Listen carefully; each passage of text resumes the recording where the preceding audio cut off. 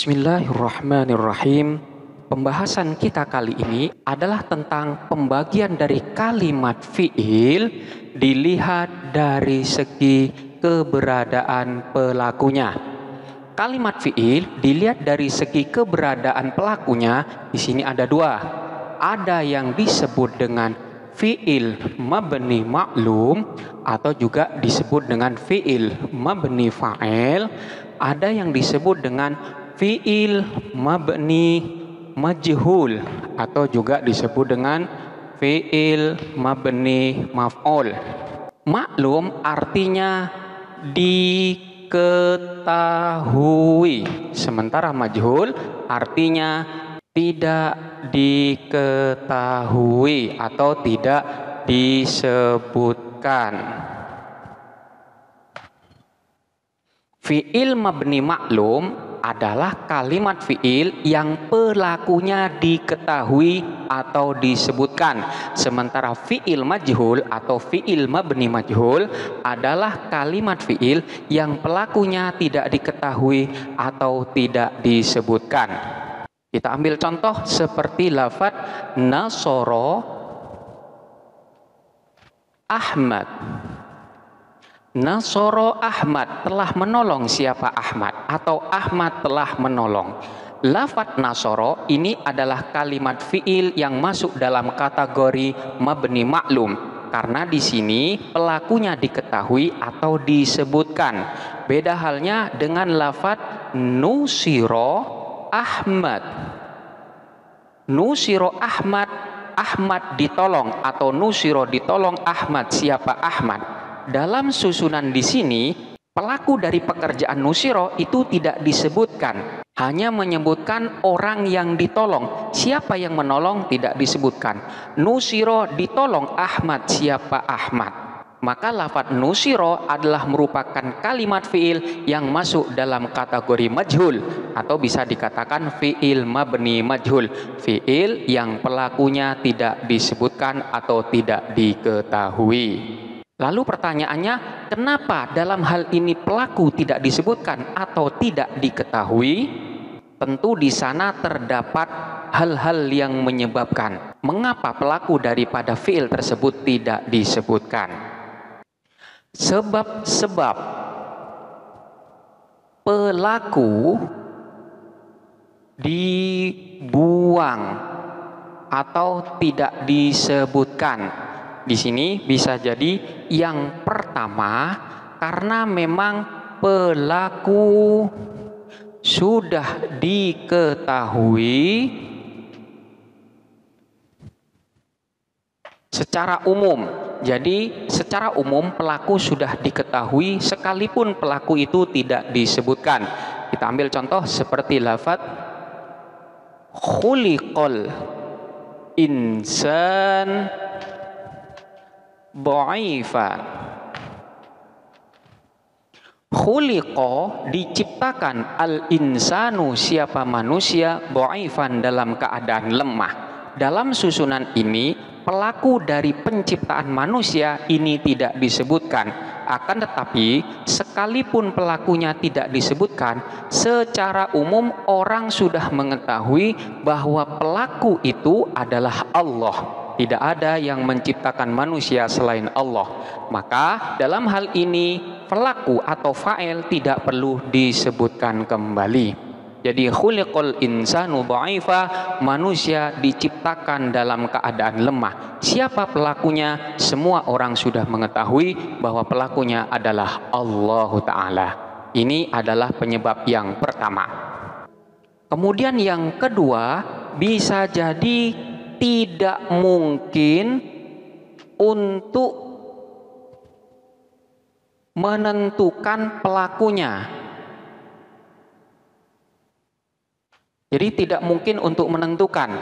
Manakala kita tidak bisa menentukan siapa pelakunya dengan pasti, maka otomatis kita tidak bisa menyebutkan pelakunya.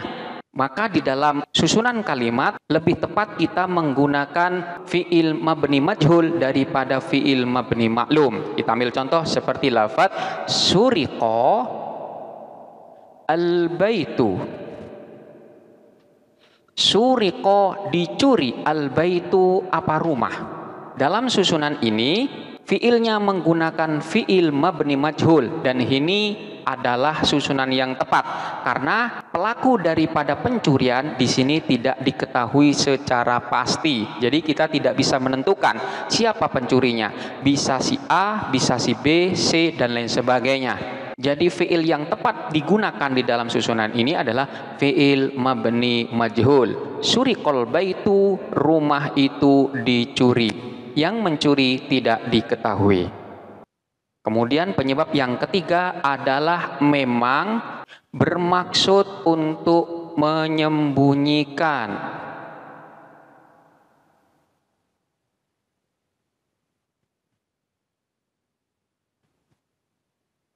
Jadi disengaja untuk disembunyikan, sehingga di sini tidak disebutkan pelakunya. Contohnya seperti lafaz rukiba al-hisan. Rukiba ditunggangin al-hisanu apa kuda.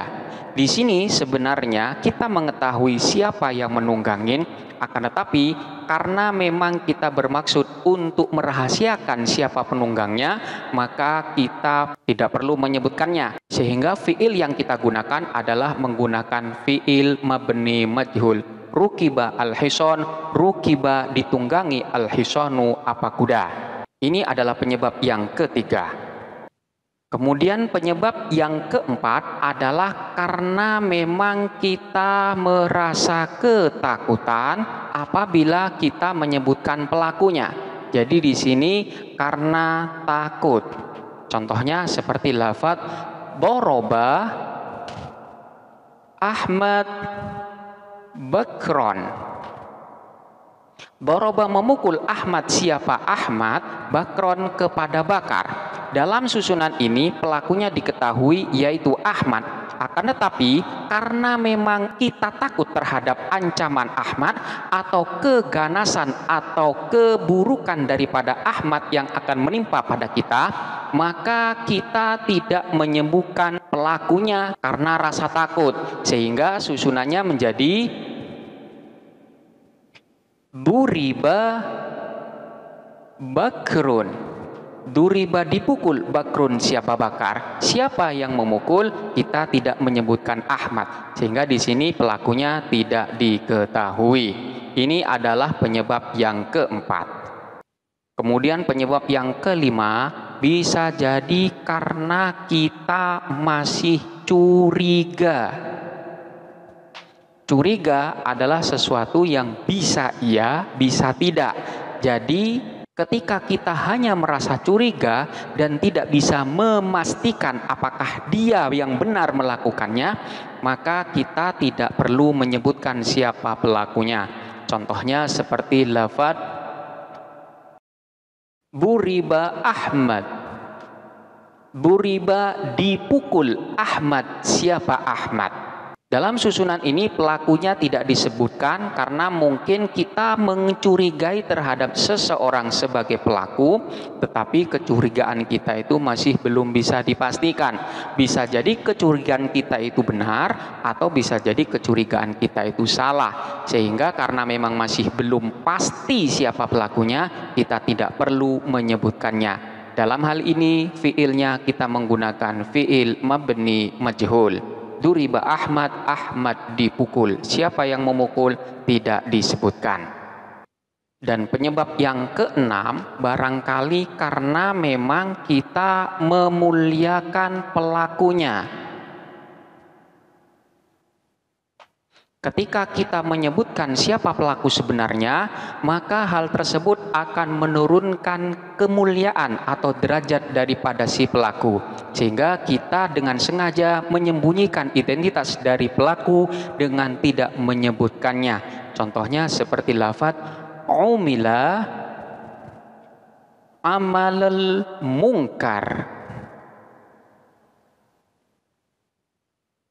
Umila dikerjakan, amalul mungkar apa pekerjaan mungkar atau pekerjaan yang buruk. Di sini kita tidak menyebutkan siapa pelaku yang mengerjakan pekerjaan buruk tersebut karena memang untuk memuliakan si pelaku. Khawatir dengan menyebutkan pelakunya, orang lain akan merendahkannya sehingga kemuliaannya menjadi turun. Dan masih banyak sebab-sebab yang lain di mana pelaku dalam sebuah susunan kalimat tidak disebutkan atau sengaja dibuang. Yang jelas, ketika pelaku atau fa'il di sana tidak disebutkan, maka pasti ada tujuan-tujuan tertentu. Yang mana tujuan tersebut bisa kita ketahui secara pasti ataupun tidak bisa kita ketahui.